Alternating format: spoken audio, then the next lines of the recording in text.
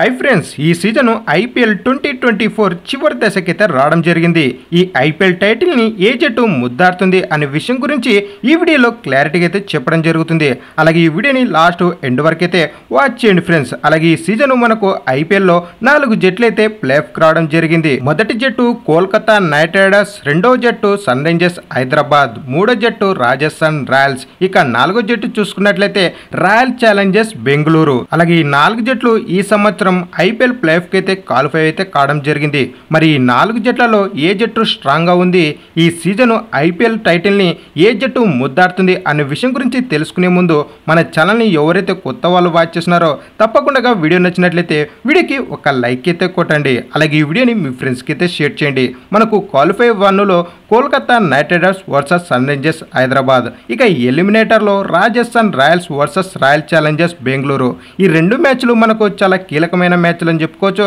తమ టీమ్స్కి మనకు క్వాలిఫై 1లో ఓడిపోయిన మరొక ఛాన్స్ అయితే ఉంటుంది క్వాలిఫై 2లో. అలాగే ఎలిమినేటర్లో ఏ జట్టు అయితే ఓడిపోతుందో ఆ జట్టు ఇక ఇంటికే అని చెప్పుకోవచ్చు. అలాగే ఈ 4 జట్లలో ఈ సీజన్ ఏ జట్టు కప్పు కొడుతుంది, అలాగే ఏ జట్టు ఎంత బలంగా ఉంది అనే విషయం గురించి ఇప్పుడు తెలుసుకుందాం. ముందుగా రాజస్థాన్ రాయల్స్, ఈ జట్టు చాలా అంటే చాలా స్ట్రాంగ్ ఉన్న టీం అని చెప్పుకోవచ్చు. ఈ సీజన్ రాజస్థాన్ రాయల్స్ చాలా మంచి పర్ఫార్మెన్స్ అయితే చేయడం జరిగింది. ఈ జట్టు టాప్ లో ఉంటది అనుకున్నాం, కానీ కొన్ని మ్యాచ్లు అయితే ఓడిపోయి లాస్ట్ మూమెంట్ లో థర్డ్ ప్లేస్ లోకి అయితే రావడం జరిగింది. మరి ఈ సీజన్ రాజస్థాన్ రాయల్స్ కప్పు కొడుతుందా అన్నట్లయితే జస్ట్ 1% ఛాన్స్ అయితే ఉందని చెప్పుకోవచ్చు.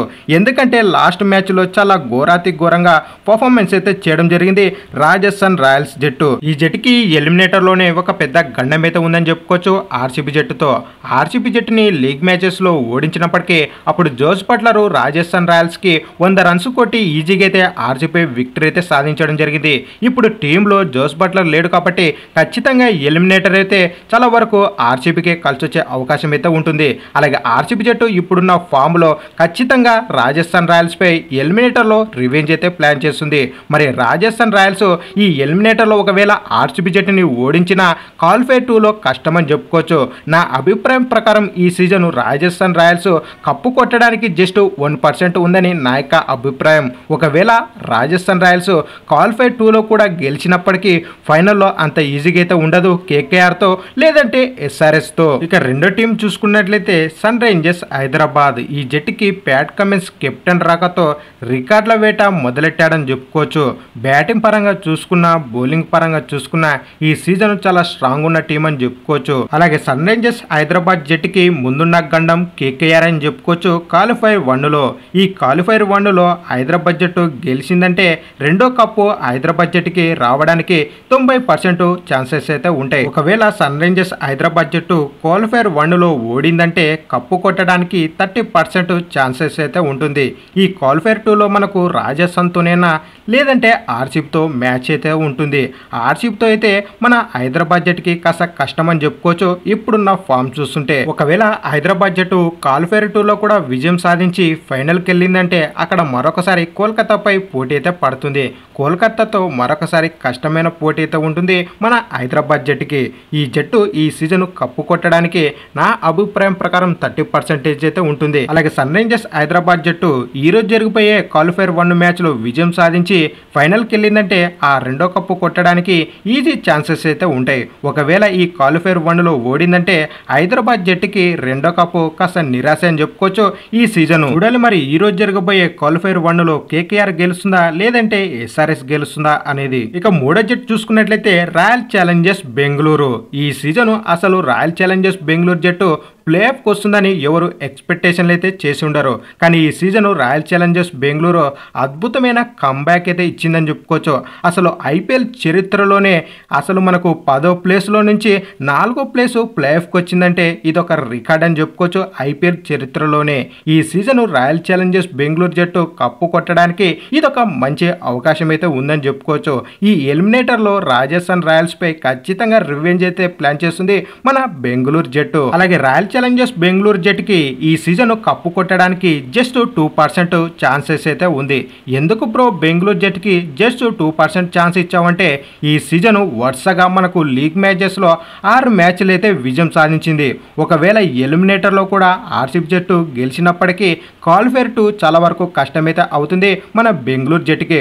ఒకవేళ క్వాలిఫైర్ 2లో కూడా బెంగళూరు జట్టు గెలిచి ఫైనల్కి వెళ్ళిందంటే ఇక బెంగళూరు జట్టుని ఈ సీజన్ ఎవరు ఆపలేరని చెప్పుకోవచ్చు.